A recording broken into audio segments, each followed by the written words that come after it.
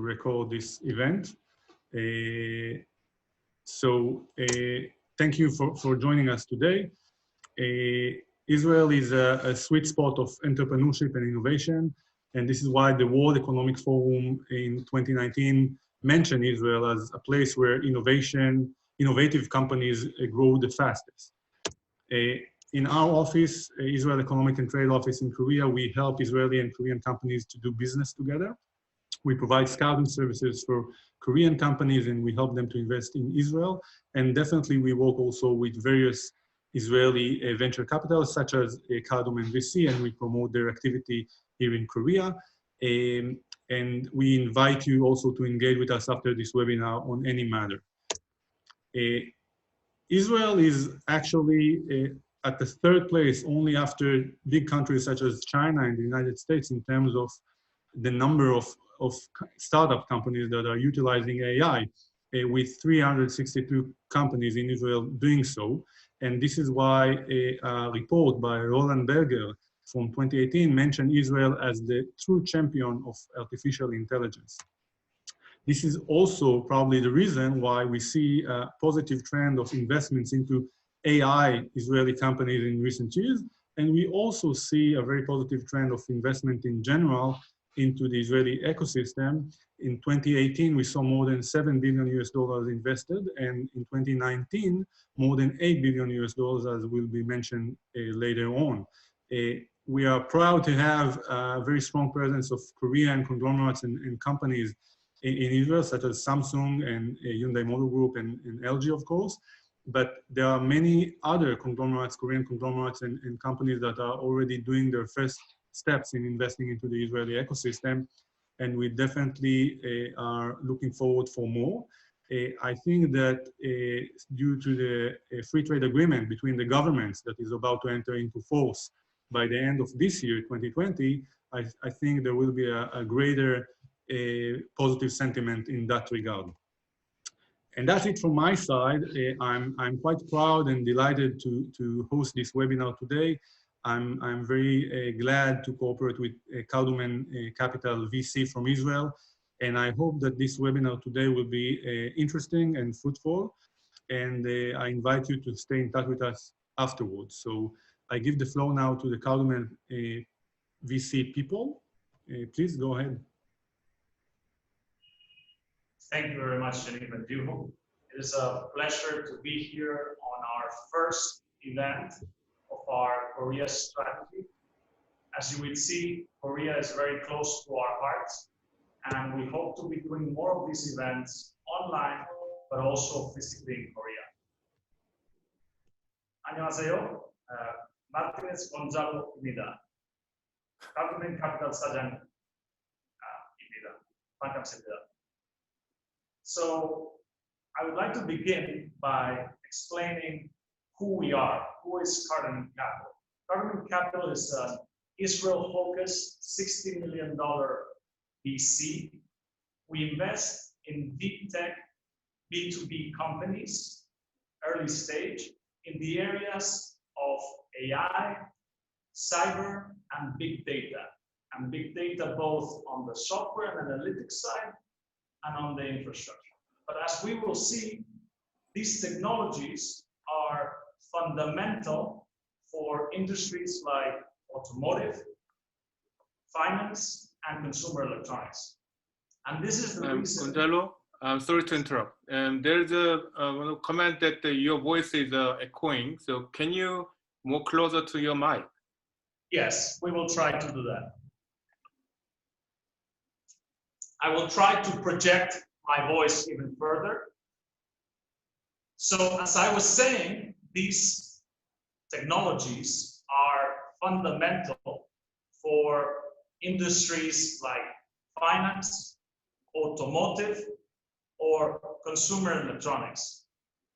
And this is the reason that we are today backed by some of the major banks in Spain, international insurance companies, energy companies, and of course, we also work with many automotive companies. It is important to underline that the team behind Cardumen Capital was the ex-Samsung Ventures team, ex-Accenture team, and now helping us in Korea, also ex-Hyundai Cradle team. So a little bit more about our team. We are an elite team of specialists by technology. I am an electrical and electronic engineer. My specialization is in AI, and I have been an investor in companies like PrimeSense, acquired by Apple, Core Photonics, acquired by Samsung, or Replay, acquired by Intel, to name a few. Before Cardumen, I was the head of Samsung Ventures in Israel. And before that, I was working for the Future Strategy Group, the Mire Cholyakshi in Korea. I was there for 4 years, and I had the opportunity to bring Samsung to Israel. I'm also an economist from London School of Economics, MBA by Berkeley, and a Kaufman Fellow. I am surrounded by an excellent team, specialized again in different areas. So Roy Gottlieb used to work with me at Samsung Ventures. He is the chairman of a venture capital association in Israel, the YVCF, and he is a specialist in cybersecurity. As you know, in Israel, the military service is compulsory, and some of the elite units train these individuals in very technical specialties. Roy was part of that intelligence special forces unit, and he was doing cybersecurity. Gil Gidron, the next individual on the slide, was the founder, and he was a senior partner for EMEA, Europe, Middle East, and Africa at Accenture for many years. He founded the Israeli office, and he has a broad understanding of big data.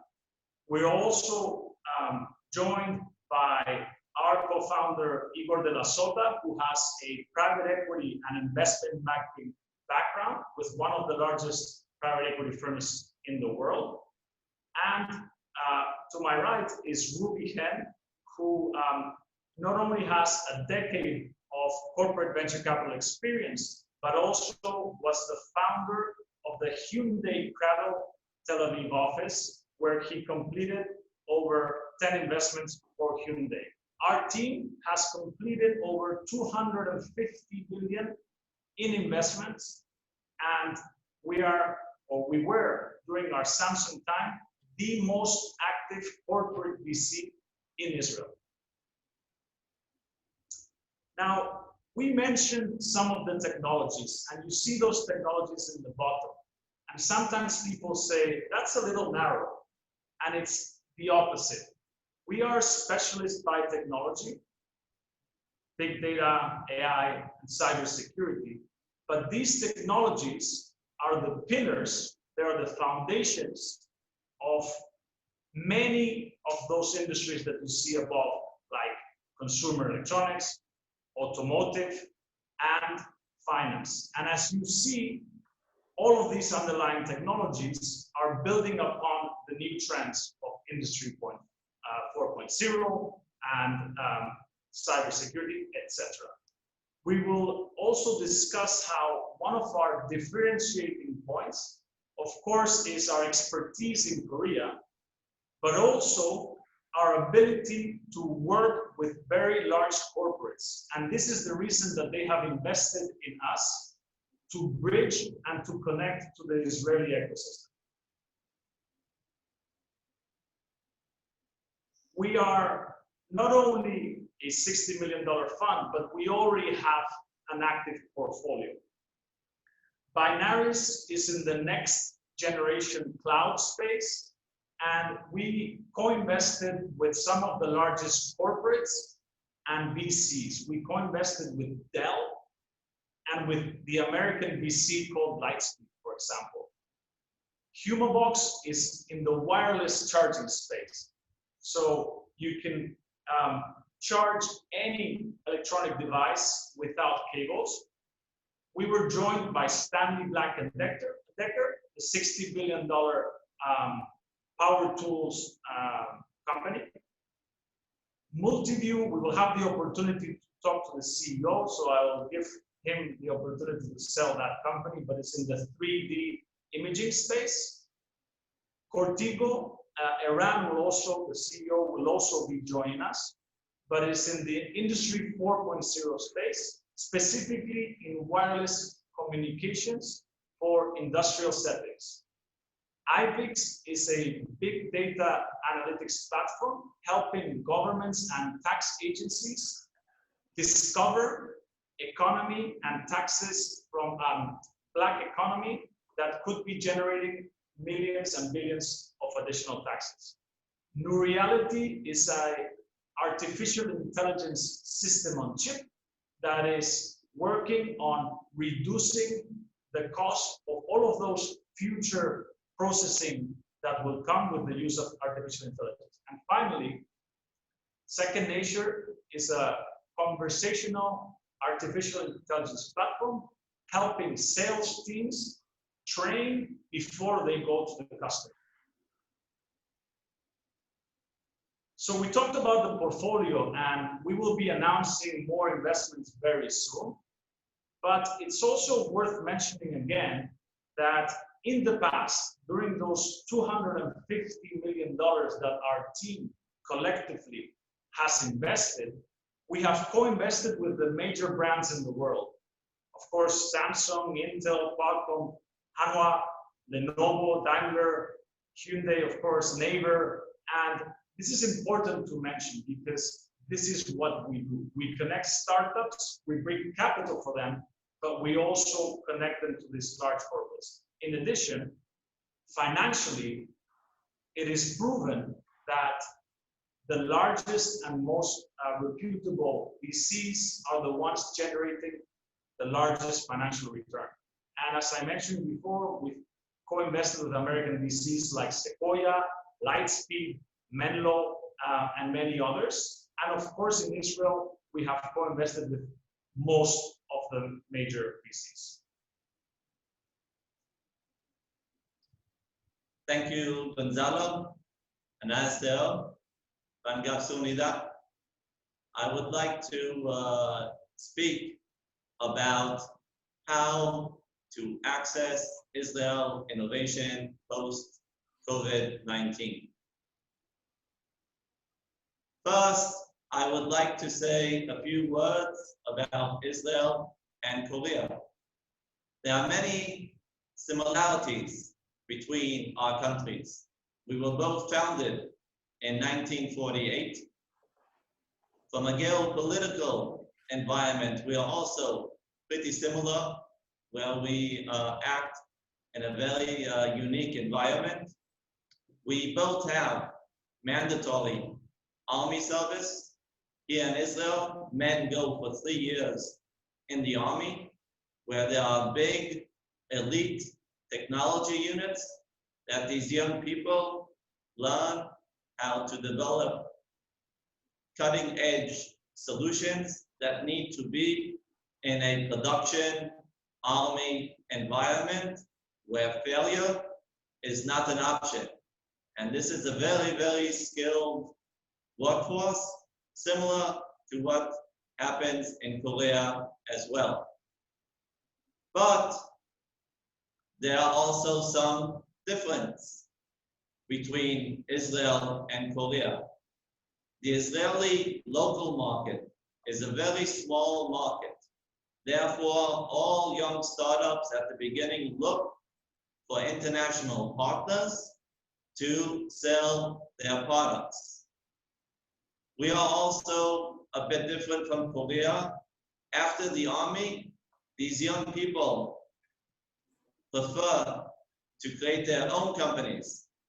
And this is how Israel has become startup nation with many, many startups that have become big companies in the future.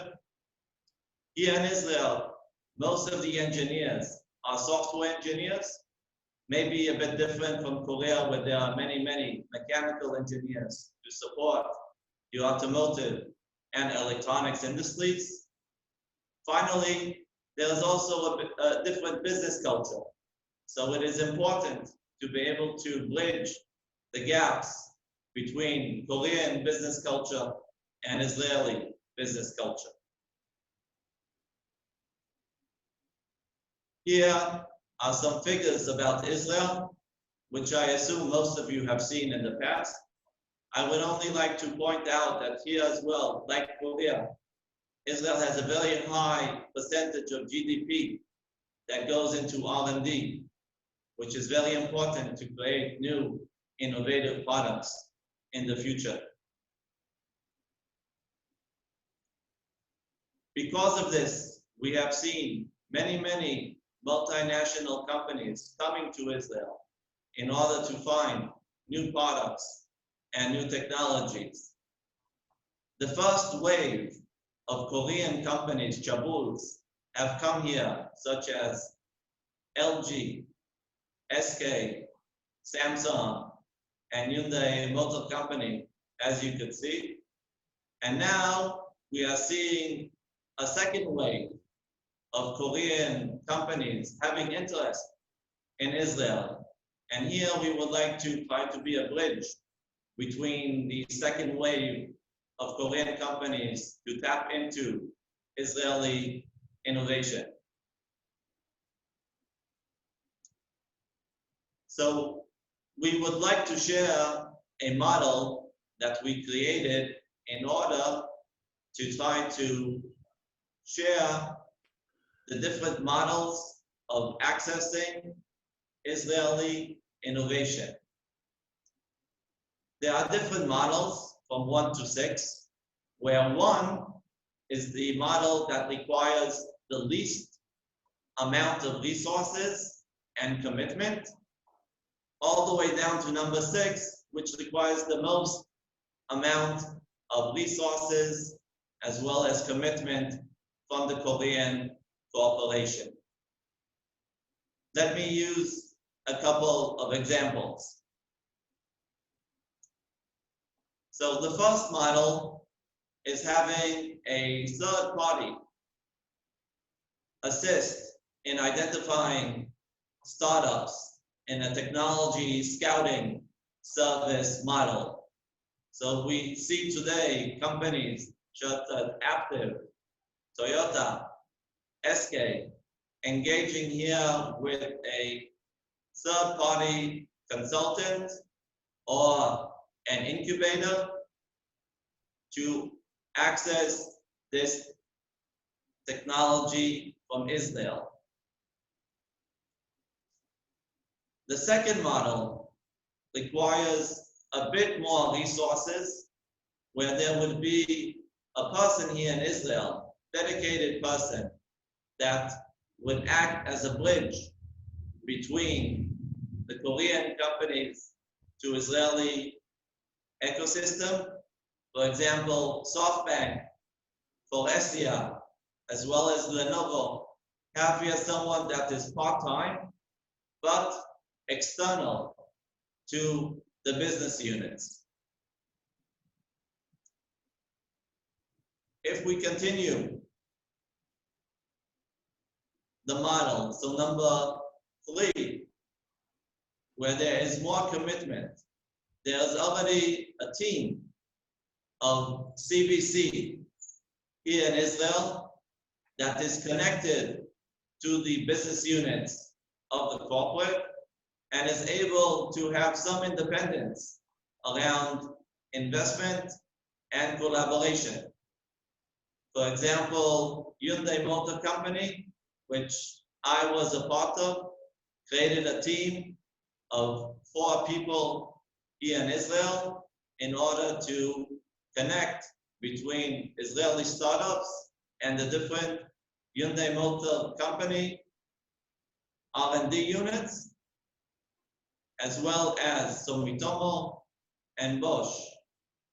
If we continue to number 4, here we will see companies having also engineering capabilities here in Israel in order to do POCs locally here in Israel. For example, LG and Denso have established here teams with engineering capabilities to do POCs. Number 5 and number 6 are the most amount of commitment and most amount of resources required, where you would create an R&D team here in Israel, either building it up from scratch. For example, Samsung in the early 1990s, when they came here, created a small team that grew and grew and grew to a few hundred engineers here in Israel, or by identifying an Israeli company to acquire to be their R&D center. So, for example, Continental acquired an automotive cyber company called Argus to be an R&D center, or Sony, which acquired a semiconductor chip company called Altel to be their R&D center as well.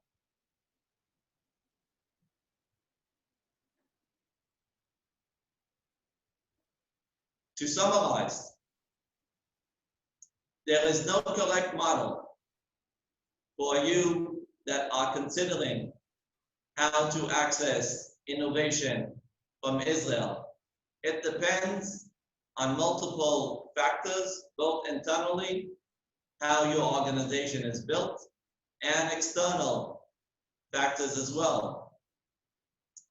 This framework that we share and will be willing to share with you after the presentation has been simplified in order to initiate a discussion inside your organizations to support your efforts in trying to explain what are the options. Also, there are companies that are doing multiple types of engagements. For example, as a POC center, as well as a R&D team as well. Finally, I would like to say that we also believe that working with the Israeli economic attaché is very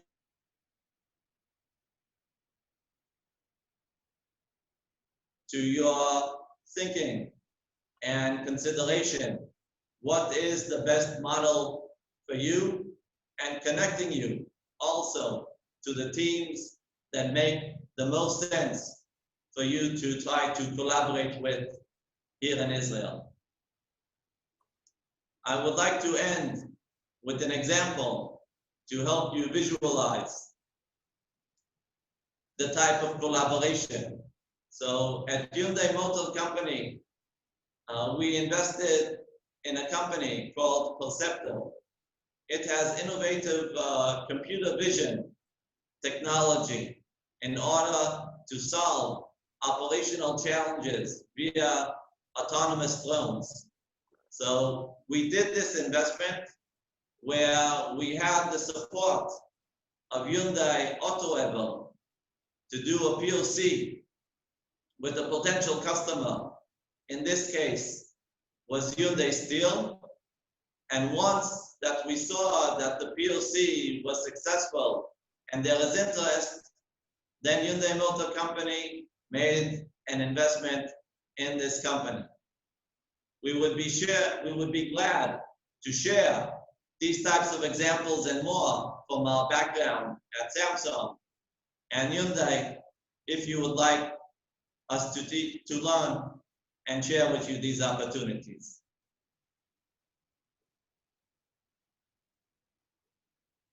Finally, we would like to suggest that if you have an interest in collaborating and accessing innovation from Israel, we at Cardumen Capital have been doing this type of collaboration with corporates in Europe to date.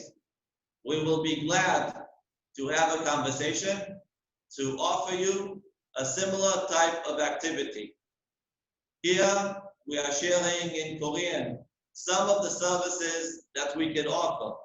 For example, having a local office here in Israel, sharing deal flow of companies that the fund is seeing on a monthly basis, creating for you presence in the Israeli ecosystem that they know about you and they seek and try to find ways to collaborate with you, helping you identify new products, new solutions that will enable you to be more innovative. And finally, if you also have a desire to do investments, then we at Cardumen will be willing to share with you investment opportunities so you can co-invest with us in companies that we believe are very, very interesting. To summarize, Cardumen wishes to create a long-term relationship and partnership with Korean companies. For this, we wish to build at the beginning a collaboration model around service model, and then hopefully you would see us as a good long-term partner as well, and would like maybe to join the fund itself as well. Any questions that you might have on the model? Jiyun, are there any questions?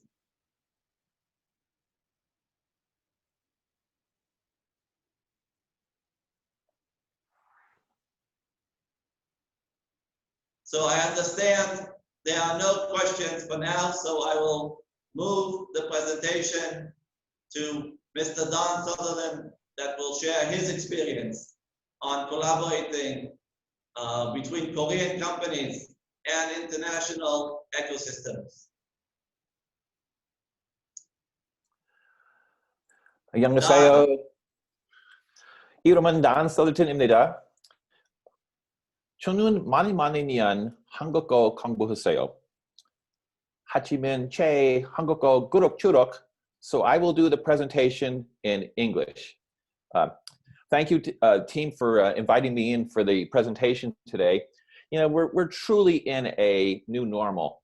The pandemic has really brought the world together in many ways, and today I'm really happy to be working with everyone to share a little bit of my insights into the new normal and how important international collaborations will become, especially between providers and experts in Israel and in Korea.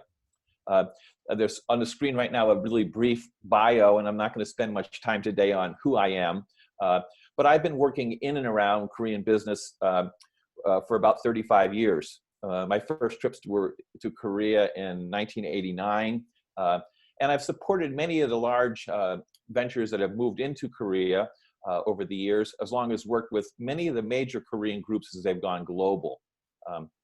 My role has been to sort of be bridging the cultures and helping both the Korean teams better understand their international partner, and at the same time helping international partners better understand the ecosystem in Korea.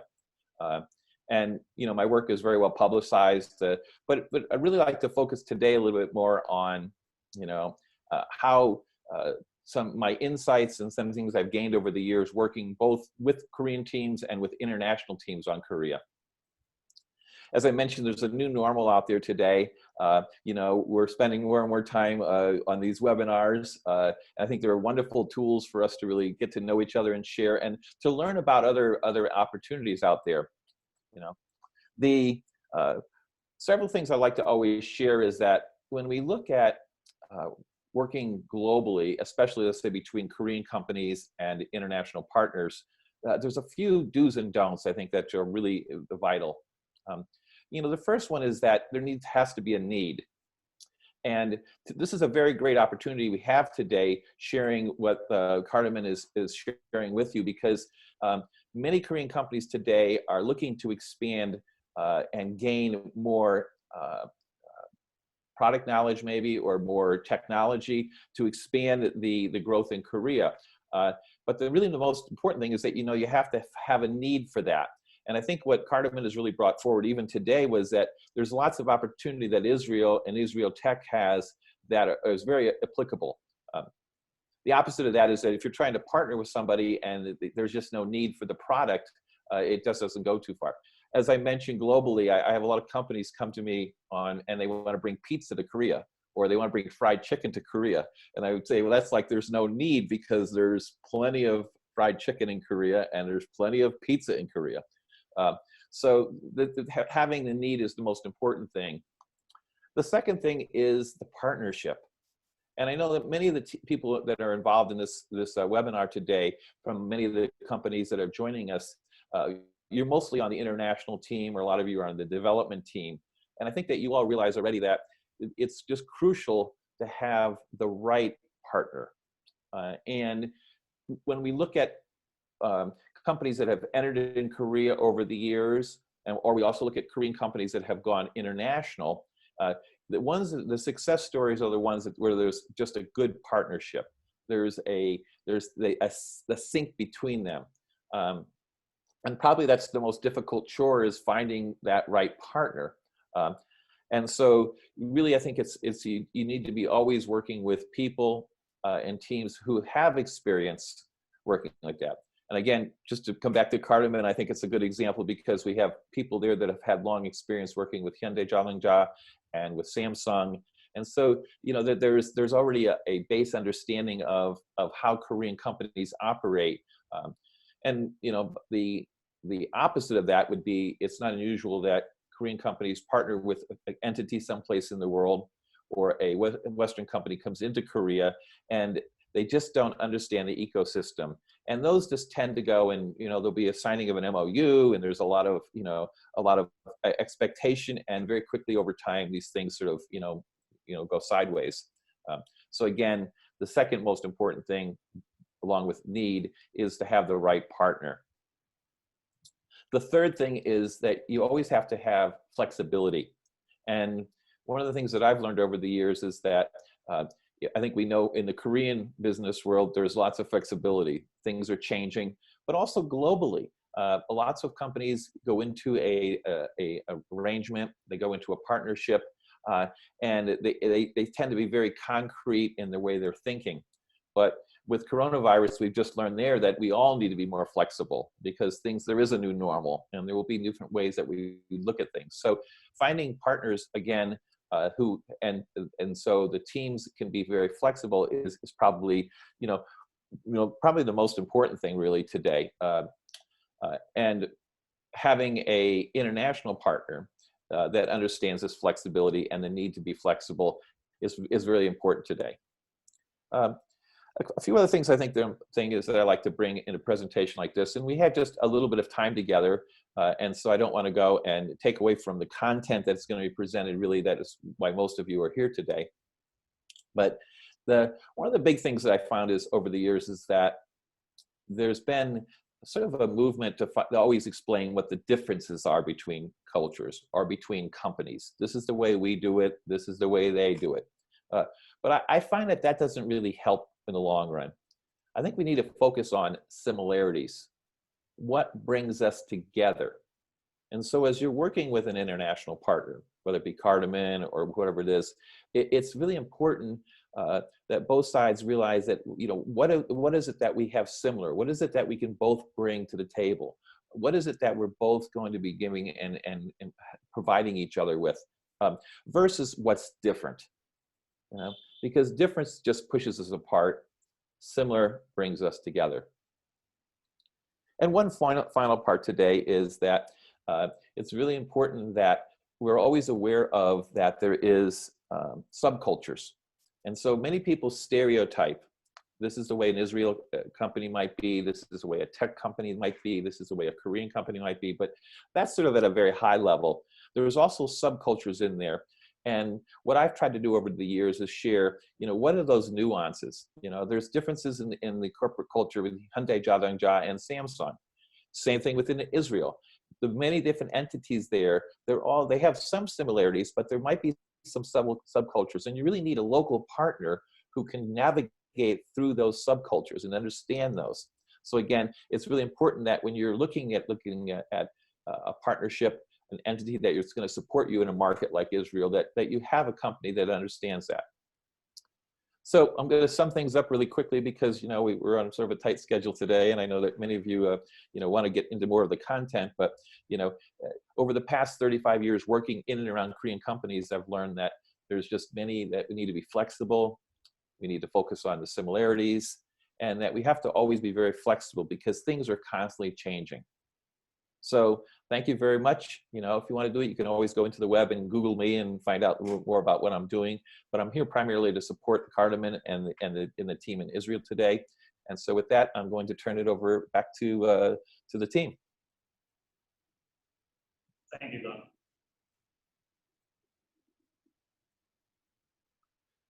Okay, thank you, Don. It's turn to the two Israeli startups. So it's for first one, the Coretigo, Mr. Eran Zigman, the CEO of Coretigo, is start their speak. Okay. Good morning, everyone. Can you hear me well?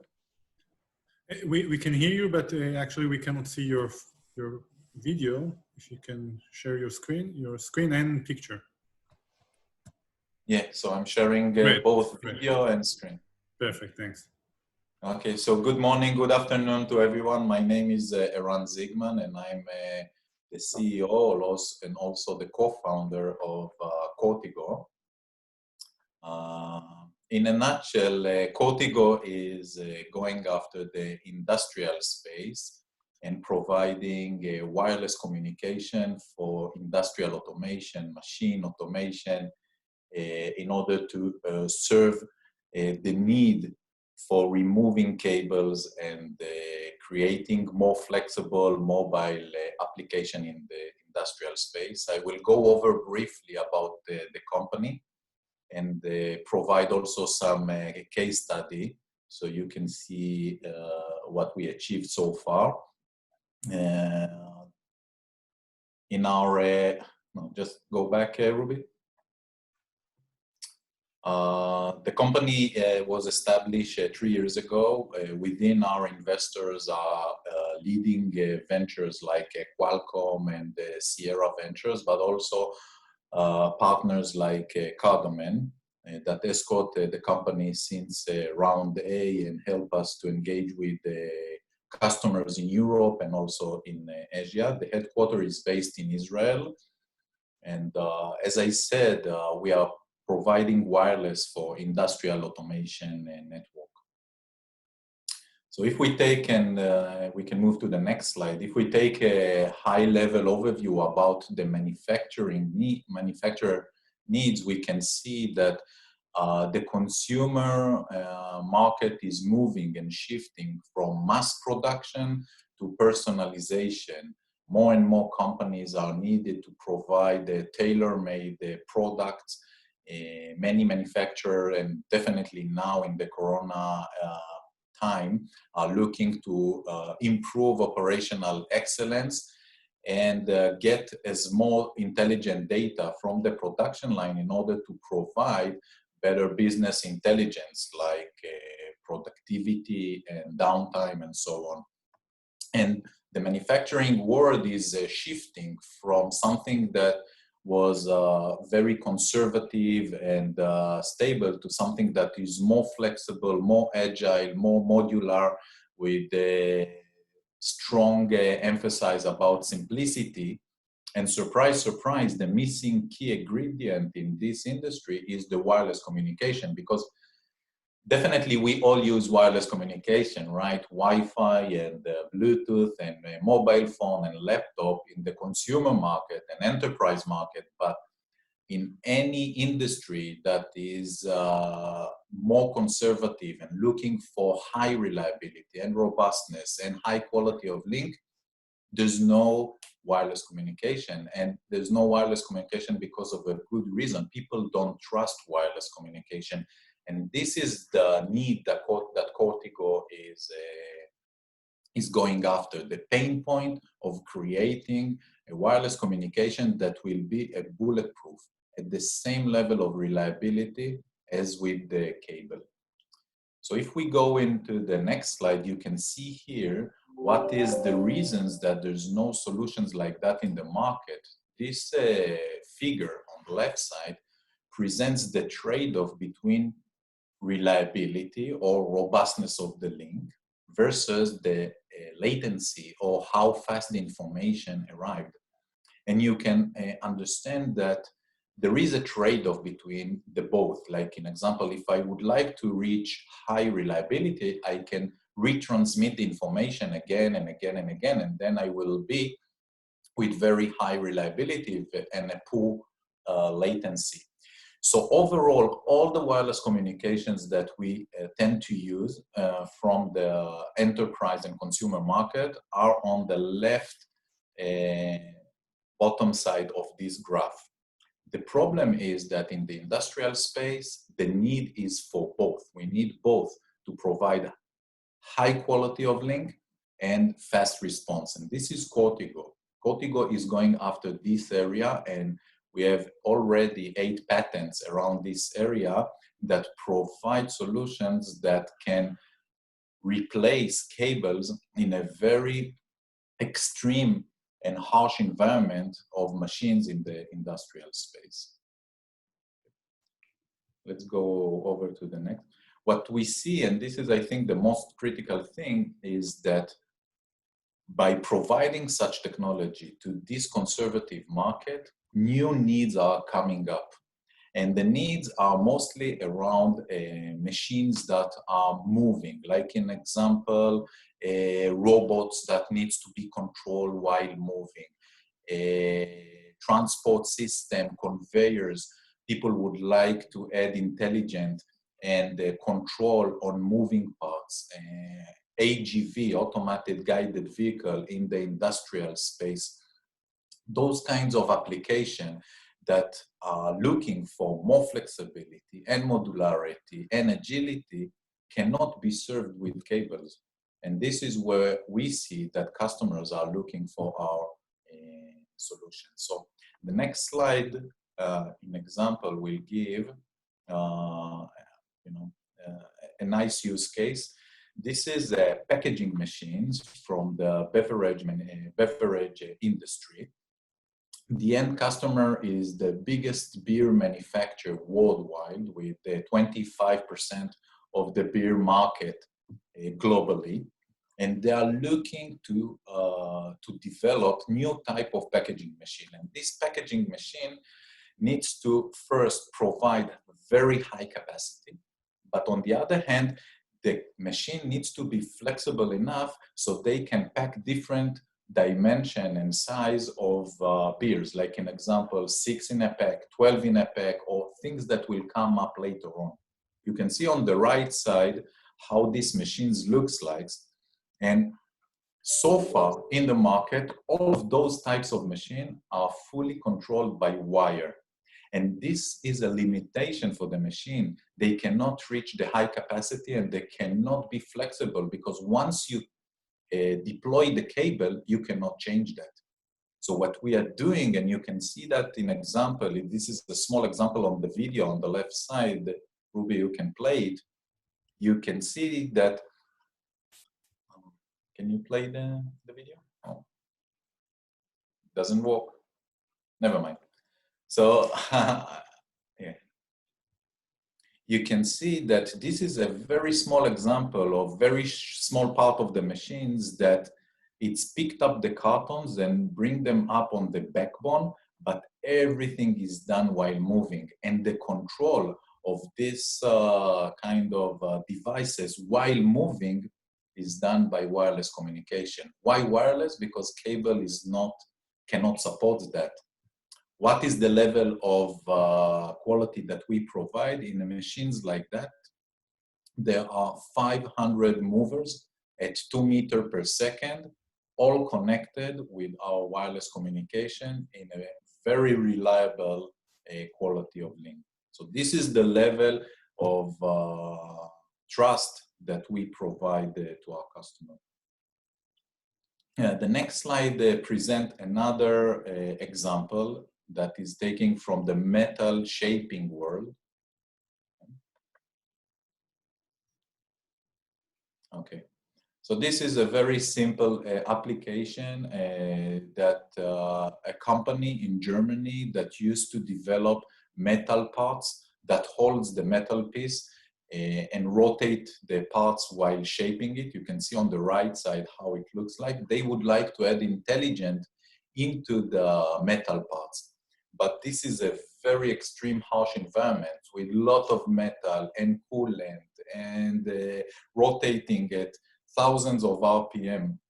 So by using our technology, they can add intelligence into those kinds of application. And Coretigo provide the end-to-end solution. So in this case, we provide them the connectivity from the end device all the way to the controller, but also to the cloud.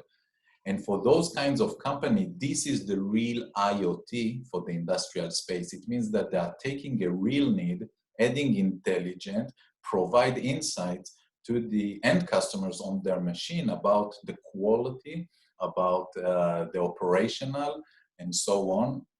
And for those kinds of applications, they need a reliable connectivity solution. And the third use case is more from the space of predictive maintenance. We are working with the biggest bearing manufacturer, SKF, that shift their business model from selling bearing directly to the end customers to provide them also services like downtime and predictive maintenance and so on. And for these reasons, they need to deploy monitor sensors on the bearing in order to predict when the bearing lifetime, when the bearing will break. So far, they deployed 2.5 million monitor sensors, but all of them are connected manually. It means that there are people going to the field with a USB dongle, getting the data from the sensors and upload it to the SKF cloud where they are doing the analytic about the predictive maintenance. Of course, this is not scalable, and they would like to reach 13 million assets monitored in the next 5 years. And for these reasons, they are moving to wireless. But regular wireless like Wi-Fi, Bluetooth, and so on cannot serve well the harsh environment in the industrial space. So what we are doing is we provide them the sensors, and we also provide them the platform that's responsible for the quality of connectivity from the endpoint all the way to their cloud. And for those kinds of services, they pay for the hardware, but also pay monthly recurring fee for every connected devices. So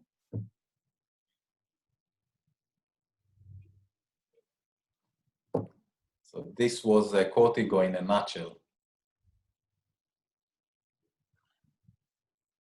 Okay, thank you, Eran.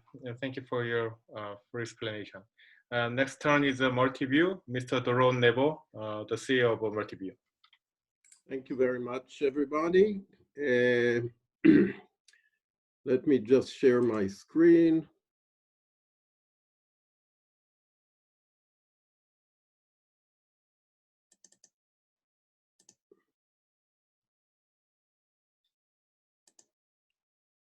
Okay, do you all see the presentation? Is that up and running? Yet. Okay, thank you very much. Thanks for having Multiview here. I'm the CEO of the company. We are in the 3D imaging market. Just a few words about our leading management. Professor David Mendelovich is the chairman. David is the CEO of Core Photonics, which last year was acquired by Samsung. Ido Yovel is our VP R&D, and he's been working on this specific technology for the past 5 years. So the technology, a little bit of background, the technology was founded. Yeah. Sorry to interrupt you. We do not see your slides. Just making sure you're. Oh.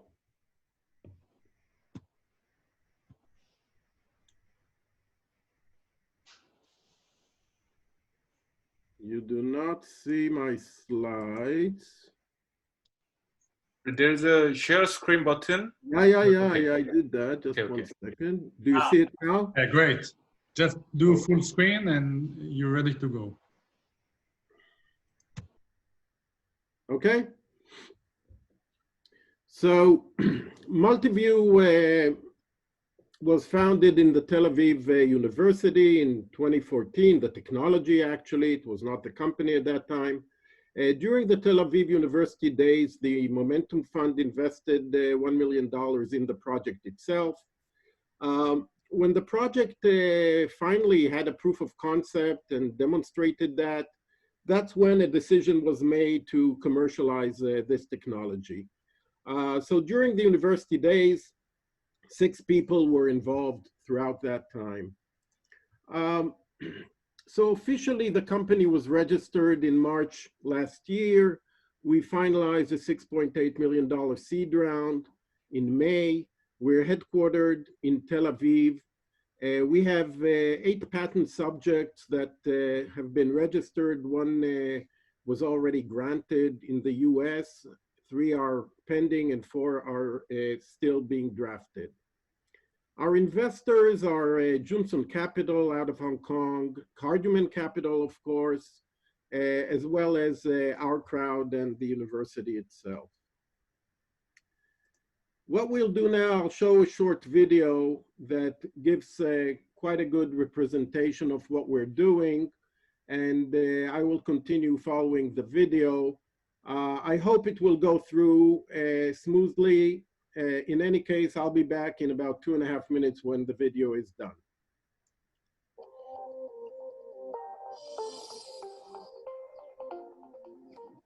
"3D imaging is used by the world's most innovative industries. Let's take a closer look at the existing methods.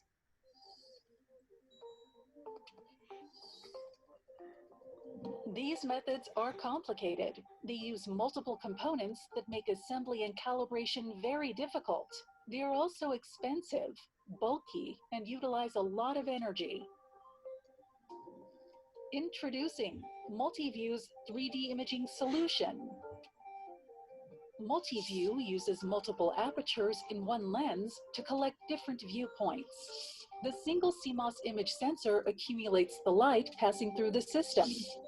State-of-the-art deep learning algorithms use the obtained raw data to generate a color image and a depth map. The Multiview solution captures color image and depth data in a single shot. The great news is, Multiview solution can be easily assembled and calibrated in smartphones and many other ecosystems. It's compact, affordable, highly reliable, and energy efficient. Multiview solution is poised to make an impact on a wide spectrum of market sectors.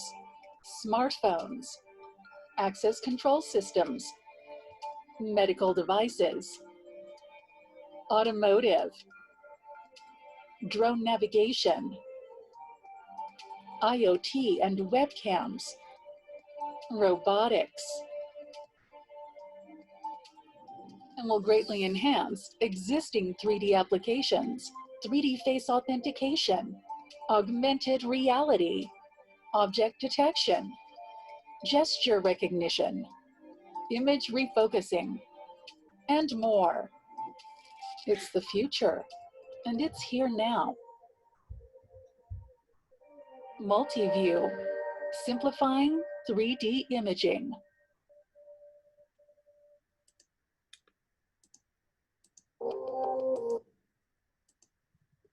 Okay, was the video okay, Gonzalo? Okay, great. It was okay. I hope it was okay in Korea. Yeah, we hope so too. Anyway, as presented, we are developing a new type of camera, a camera that will be able to provide 3D imaging, both RGB color images as well as side-by-side a depth map for that image. And the advantages that this new camera presents is the fact that it's, first of all, compact, it's The footprint of this camera is very small, as opposed to existing solutions which have multiple components. It will be affordable, simplified assembly and calibration, low power consumption, and obviously being a single component, it will be reliable. So the markets that this technology will be relevant for is the smartphone market. That's actually the first market we're concentrating on with our first prototype camera. The access control systems, medical devices, automotive, drone navigation, IoT, robotics, personal attendant system, obviously industrial use, etc. So a few applications, if we're looking at from the top left, 3D face authentication, endoscopy and laparoscopy in the medical fields, where a small footprint is definitely a need. Gesture recognition, in-cabin cameras for the automotive industry, driver awareness, etc. Drone navigation, refocusing of images post-capture, and smart home, IoT, etc. I must say that the fact that we are in the so-called computational imaging business, we are developing in-house very strong deep learning AI capabilities, and these capabilities will be very important for specific applications that we will be required to put together specific solutions for. That's it for now. Thank you very much again for listening.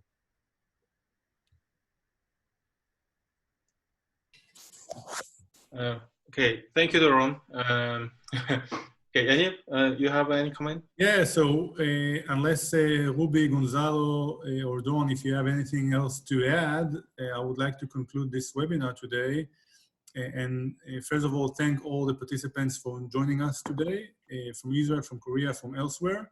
And I also want to thank the participants from our side, Cardumen Capital, Doron from the United States, and the two Israeli companies. And I really want to encourage everyone to engage after this webinar today, both with the Israeli companies, with Cardumen Capital, and with our office. And I wish everyone a pleasant week and stay in touch. Thank you very much, everyone. Please, Gonzalo. Yaniv, you have a final remark, final couple of remarks? Yeah, please go ahead. Please go ahead. Please, the first thing I would like to do is to encourage all of the Korean representatives of large companies that are interested in Israel to reach out to Yaniv and his team. They've done a wonderful work so far, and they are a great way to connect. Just two more comments on our side as well would be, you've seen a couple of examples of our current portfolio on Coretigo and Multiview, but it's good to also remind you of what we've done in the past. In the screen right now, you see some of our exits and the acquirers, and you'll see Apple, Intel, companies that have gone to the stock exchange, both from the Samsung side and the Hyundai side. Finally, I'd like to just finish by saying, of course, go through the commercial attaché and economic attaché in Korea and the Israeli embassy. We also encourage to reach out to us. We have a strategy specific to Korea because of our 8 years working for Samsung and our time living there. We are a very active VC fund. We have more than 10 years of experience working with Korean corporates. And we believe that the areas that we focus on are critical for most industries in Korea. We have a reputation, and we look forward to enhancing that reputation by bridging you from Korea to Israel. Thank you again to the economic attaché and the team, and I look forward to hearing more from you. Thanks. With pleasure, Gonzalo, and I couldn't agree more to your last comments. And once again, I would like to thank all the participants, all the panelists, Have a very pleasant day and stay in touch. Bye bye. 감사합니다. Thank you. 감사합니다.